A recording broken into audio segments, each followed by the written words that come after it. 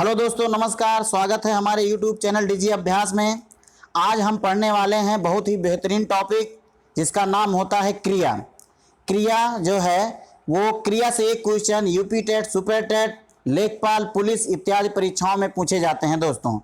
तो आइए देखते हैं क्रिया।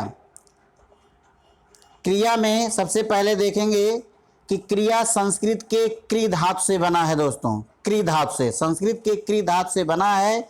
इसका अर्थ है करना या होना, अर्थात इसका डिफिनेशन है कि शब्द के जिस रूप से किसी कार्य के करने या होने का पता चलता है उसे क्रिया कहते हैं। शब्द के जिस रूप से किसी कार्य के करने या होने का पता चले उसे क्रिया कहा जाता है। उसके बाद देखते हैं क्रिया के भेद। तो क्रिया के भेद को दो भागों में डिवाइड कर सकते हैं। क्रिया के दो भेद होते हैं, या हम कह सकते हैं कि क्रिया के भेदों को दो आधारों पर बांटा जा सकता है। तो दोस्तों उसमें पहला आधार है कर्म के आधार पर और दूसरा है संरचना के आधार पर। तो सबसे पहले हम देखेंगे कर्म के आधार पर क्रिया के भेद। तो कर्म के आधार पर क्रिया के भेद, इसके पहले जान लेते हैं कि क्रिया के मूल रूप को धातु कहा जाता है। लिंग, कारक और अवस्था के अनुसार क्रिया का रूप बदलता है।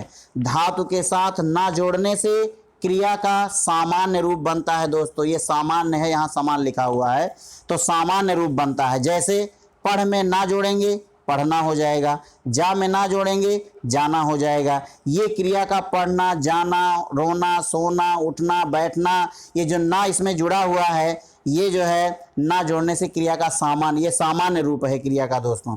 तो आइए देखते हैं पहला जो आधार है कर्म के आधार पर दोस्तों। तो कर्म के आधार पर क्रिया के दो भेद होते हैं। कितने भेद होते हैं? दो भेद होते हैं। तो कर्म के आधार पर क्रिया के दो भेद होते हैं। पहला है अकर्मक क्रिया।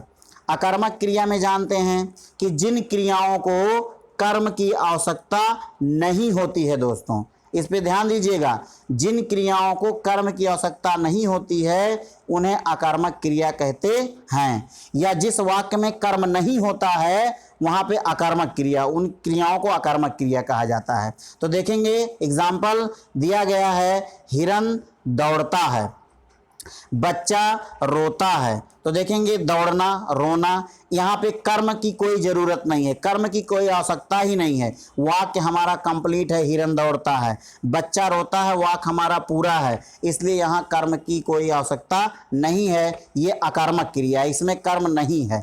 और देखते हैं कुछ क्रियाएं ऐसी हैं जो अकर्मक क्रिया होती हैं, जैसे हंसना, रोना, उठना, बैठना, जागना, सोना, दौड़ना, ये सभी जो है अकर्मक क्रिया के अंतर्गत आती है। ये सभी अकर्मक क्रियाएं हैं दोस्तों। और उसके बाद हम देखते हैं सकर्मक क्रिया।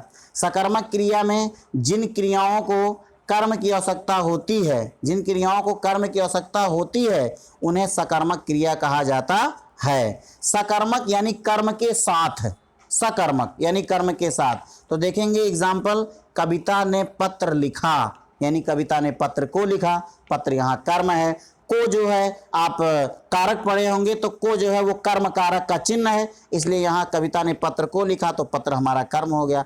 नौकर सब्जी खरीद रहा है, नौकर सब्जी को खरीद रहा है, इसलिए यहाँ सब्जी जो है ये कर्म हो गया। राम पुस्तक पढ़ता है, यानी राम जो है वो पुस्तक को पढ़ता है, इसलिए पुस्तक कर्म हो गया। तो इसमें देखेंगे कर्म आया है, इसलिए ये जो क्रिया है लिखा, खरीद रहा, पढ़ना, ये जो है सकर्मक क्रिया हो गई, क्योंकि इसमें कर्म है इसलिए सकर्मक क्रिया हो गई दोस्तों, है ना दोस्तों।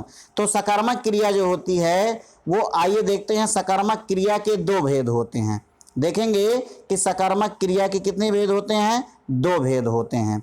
वैसे पूछा नहीं जाता है दोस्तों इतना डीपली, लेकिन मैं बता दे रहा हूं कि सकर्मक क्रिया के दो भेद भी होते हैं। पहला देखेंगे, इसमें दिया नहीं गया है लेकिन मैं आपको बता दे रहा हूं लिख करके, कि पहला जो है वो है कौन सी क्रिया? पहला जो है वो है सकर्मक क्रिया। सकर्मक क्रिया के दो भेद होते हैं। पहला है एक कर्मक क्रिया, पहला है एक कर्मक क्रिया। एक कर्मक क्रिया, जैसा कि नाम से ही मालूम है, एक कर्मक क्रिया यानी इसमें एक कर्म होता है। जैसे पीछे मैंने पढ़ा कि राम ने पत्र लिखा, यानी राम ने पत्र को लिखा, तो इसमें पत्र एक ही कर्म है, इसलिए एक कर्मक क्रिया के अंतर्गत आएगा, है ना दोस्तों। इसके बाद दूसरा है द्विकर्मक क्रिया। द्विकर्मक क्रिया यानी द्विकर्मक क्रिया यानी इसमें द्विकर्मक से मतलब हो गया दो कर्म, यानी इसमें दो कर्म होते हैं, तो ये हो गया इसमें दो कर्म होते हैं, इसलिए ये दो कर्मक क्रिया। ऊपर देखेंगे दोस्तों थोड़ा सा लिखा हुआ है कि एक कर्मक में मैंने बताया, ये द्विकर्मक का यहाँ पे देखेंगे लिखा हुआ है, मैंने कुत्ते को बिस्कुट दिए, ये लिखा हुआ ऊपर, मैंने कुत्ते को बिस्कुट दिए, तो कुत्ते को बिस्कुट को दिया, तो यहाँ देखिए कुत्ते भी कर्म हो गया, बिस्किट भी कर्म हो गया, है ना, तो यहाँ पे द्विकर्मक हो गया। और नाई ने राजा के बाल काटे, यानी नाई ने राजा के बाल को काटा, तो यहाँ पे जो है यहाँ पर भी द्विकर्मक क्रिया हो गई, इसमें दो दो कर्म आ गया, तो इसलिए द्विकर्मक, यानी सकर्मक के जो है दो भेद हो जाते हैं, एक कर्मक और दो कर्मक। अब आइए देखते हैं, तो ये तो हो गया कर्म के आधार पर क्रिया के भेद। अब देखते हैं संरचना के आधार पर क्रिया के भेद। तो संरचना के आधार पर क्रिया के 5 भेद होते हैं दोस्तों। संरचना के आधार पर क्रिया के 5 भेद होते हैं। पहला है सामान्य क्रिया, दूसरा संयुक्त क्रिया, तीसरा नाम धातु क्रिया, चौथा प्रेरणार्थक क्रिया और पांचवा पूर्वकालिक क्रिया। तो एक एक करके आइए जानते हैं। सबसे पहला है सामान्य क्रिया। सामान्य क्रिया जब वाक्य में एक ही क्रिया का प्रयोग होता है तो उसे सामान्य क्रिया कहा जाता है। कितनी क्रियाओं का? एक ही क्रिया का प्रयोग होता है। जब वाक्य में एक ही क्रिया का प्रयोग होता है तो उसे सामान्य क्रिया कहते हैं। जैसे एग्जाम्पल दिया गया है, किसान हल चलाता है, राम विद्यालय गया, तो यहाँ पे जाना और चलाना एक ही क्रिया है, तो ये हो गया सामान्य क्रिया। अब इसके बाद देखते हैं दोस्तों, इसके बाद देखते हैं संयुक्त क्रिया। संयुक्त क्रिया में क्या है? दूसरा है ये, जब दो या दो से अधिक क्रियाओं का साथ साथ प्रयोग किया जाता है या प्रयोग होता है, उसे संयुक्त क्रिया कहा जाता है। संयुक्त मतलब दो क्रियाओं का मेल, जहाँ पे दो क्रियाएं हों वहाँ पे संयुक्त क्रिया होती है। जैसे मैंने भोजन कर लिया है, तो यहाँ पे करना और लेना दो क्रिया हो गई। बच्चा गिर पड़ा, तो गिरना और पढ़ना यहाँ पे दो क्रिया हो गई, इसलिए संयुक्त क्रिया। डिफिनेशन भी है, जब दो या दो से अधिक क्रियाओं का एक साथ साथ प्रयोग होता है उसे संयुक्त क्रिया कहा जाता है ना दोस्तों। समझ में आ गया होगा। आइए आगे देखते हैं कि संयुक्त क्रिया में पहली क्रिया को मूल क्रिया कहा जाता है। जो पहली क्रिया दोस्तों होती है उसको मूल क्रिया कहते हैं, और इसके बाद प्रयोग की जाने वाली क्रिया को रंजक क्रियाएं कहलाती हैं या रंजक क्रिया कहा जाता है। जैसे इसमें देखेंगे दोस्तों, मैंने भोजन कर लिया है, तो मैंने भोजन कर लिया यानी करना और लेना दो क्रिया है, तो करना जो है ये है आपकी मूल क्रिया और लेना जो है ये है आपकी रंजक क्रिया। उसी तरह बच्चा गिर पड़ा, तो गिरना जो है ये मूल क्रिया है और पढ़ना जो है ये रंजक क्रिया है दोस्तों। तो देखिए यहाँ पे लगा भी हुआ है कि बच्चा गिर पड़ा, तो यहाँ पे मूल क्रिया और ये पढ़ना जो है वो रंजक क्रिया। तो गिरना मूल क्रिया है दोस्तों, बच्चा नहीं है, ये गलत लिखा हुआ है यहाँ पे, क्योंकि बच्चा जो है ये हमारा सर्वनाम संज्ञा हो जाएगा, है ना दोस्तों। तो और इसके बाद आगे देखते हैं, अगला देखते हैं नाम धातु क्रिया। तीसरा है नाम धातु क्रिया। तो नाम धातु क्रिया में कुछ क्रियाएं होती हैं दोस्तों जो संज्ञा सर्वनाम विशेषण आदि से बनाई जाती हैं। जो संज्ञा सर्वनाम विशेषण आदि से बनाई जाती हैं उन्हें नाम धातु क्रिया कहते हैं। जैसे घोड़ा हिनहिना रहा है, तो हिनहिना मतलब ये जो है हिनहिना शब्द है, इसी से एक क्रिया बना दी गई। मेरी बात गठिया लो, यानी गांठ से गठियाना, गांठ जो है ये संज्ञा है, जो से गठियाना, तो उसी से संज्ञा बना दी गई, है ना दोस्तों। इसी तरह दोहरा से दोहराना, साठ से सठियाना, इस तरह की क्रियाएं जो बनती हैं वो नाम धातु क्रियाओं के अंतर्गत आती हैं, है ना दोस्तों। तो कुछ क्रियाएं होती हैं जो संज्ञा सर्वनाम विशेषण आदि से बनाई जाती हैं, उन्हें नाम धातु क्रिया कहा जाता है। अगला देखते हैं दोस्तों प्रेरणार्थक क्रिया। प्रेरणार्थक क्रिया देखेंगे तो जिस क्रिया में कर्ता के स्वयं कार्य करने का बोध ना होकर अन्य से कार्य को कराए जाने का बोध होता है, उसे प्रेरणार्थक क्रिया कहा जाता है। यानी कर्ता इसमें जो है स्वयं कार्य नहीं करता है बल्कि दूसरों से काम करवाता है, तो उसे प्रेरणार्थक क्रिया कहते हैं, यानी प्रेरणा देना, प्रेरणार्थक क्रिया जो होती है। तो देखते हैं प्रेरणार्थक क्रिया जो है दोस्तों ये दो प्रकार की होती है। पहला है प्रथम प्रेरणार्थक क्रिया।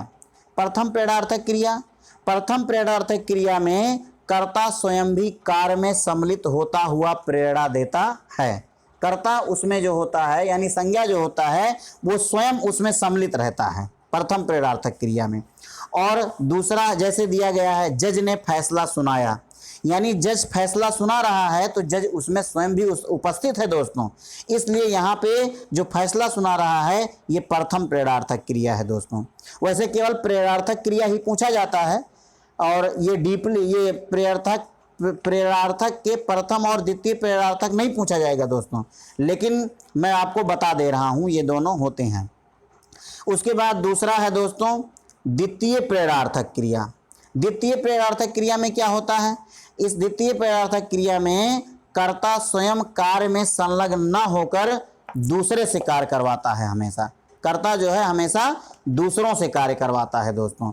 तो जैसे यहाँ पे एग्जांपल देख लेते हैं, मैंने रामू से पानी मंगवाया, यानी कि रामू से पानी मंगवाया है, रामू अभी लाएगा, तो यानी यहाँ पे जो है क्या हुआ, मंगवाया, यानी दूसरों से काम कराया जा रहा है, इसलिए इसमें जो है कर्ता संलग्न नहीं होता, इसमें कार्य में जुड़ा नहीं होता है, इसलिए इसे द्वितीय प्रेरणार्थक क्रिया कहते हैं। बाबूजी नौकर से पौधे लगवाते हैं, तो यहाँ बाबूजी नौकर से पौधे लगवाते हैं, यानी अपना स्वयं वो कार्य में संलग्न नहीं है, जुड़े नहीं हैं, इसलिए यह है द्वितीय प्रेरणार्थक क्रिया। यानी प्रथम प्रेरणार्थक क्रिया में क्या होता है दोस्तों कि उसमें कर्ता जो है वो कार्य में संलग्न रहता है, जुड़ा रहता है, स्वयं भी उसमें सम्मिलित होता है। लेकिन द्वितीय प्रेरणार्थक क्रिया में कर्ता जो होता है वो कार्य में स्वयं संलग्न नहीं होता है, वो हमेशा दूसरों से कार्य करवाता है। उसके बाद दोस्तों देखते हैं अगला है पूर्वकालिक क्रिया। तो पूर्वकालिक क्रिया देखते हैं, मुख्य क्रिया से पहले होने वाली क्रिया पूर्वकालिक क्रिया कहलाती है। मुख्य क्रिया से जो पहले होती है उसे पूर्वकालिक क्रिया कहा जाता है, और पूर्वकालिक क्रिया जो होती है धातु के साथ कर लगाने से पूर्वकालिक क्रिया का निर्माण होता है। जैसे लिख धातु है दोस्तों, तो लिख के साथ जो है कर लगा देंगे यानी लिख कर, तो ये हो गया पूर्वकालिक क्रिया, है ना। जैसे यहाँ पे देखेंगे पूर्वकालिक क्रिया का उदाहरण जो है, बच्चे टीवी देखकर सो गए, ये दोस्तों एग्जाम में पूछा जा चुका है पूर्वकालिक क्रिया। तो बच्चे टीवी देखकर सो गए, यानी सो गए, तो सोना जो है ये तो क्रिया है ही, उसके पहले कौन सी क्रिया हुई, टीवी देखने की क्रिया हुई, तो जो देख कर यहाँ पे दिया गया है ये पूर्वकालिक क्रिया है। अनमोल उठकर प्रातःकाल घूमने गया दोस्तों, तो यहाँ पहले वो उठा फिर घूमने गया, यानी उठकर, तो देखेंगे उठकर, जाकर, नहाकर, सोकर, धोकर, उठकर, बैठकर, है ना दोस्तों, जाकर, गाकर, पीकर, खाकर, तो ये जो कर जिसमें लगा होता है वही होती है पूर्वकालिक क्रिया। पहचान करना बहुत ही आसान है दोस्तों। ये हो गया पूर्वकालिक क्रिया। और इसके बाद दोस्तों अब यहीं पे हमारा ये क्रिया जो होती है यहीं पे समाप्त होती है। और जो साथी चैनल पे नए जुड़े हुए हैं वो कृपया चैनल को सब्सक्राइब कर दें और बेल आइकन को प्रेस कर देंगे। और वीडियो कैसा लगा दोस्तों ये कमेंट बॉक्स में कमेंट करके ज़रूर बताएंगे। धन्यवाद दोस्तों।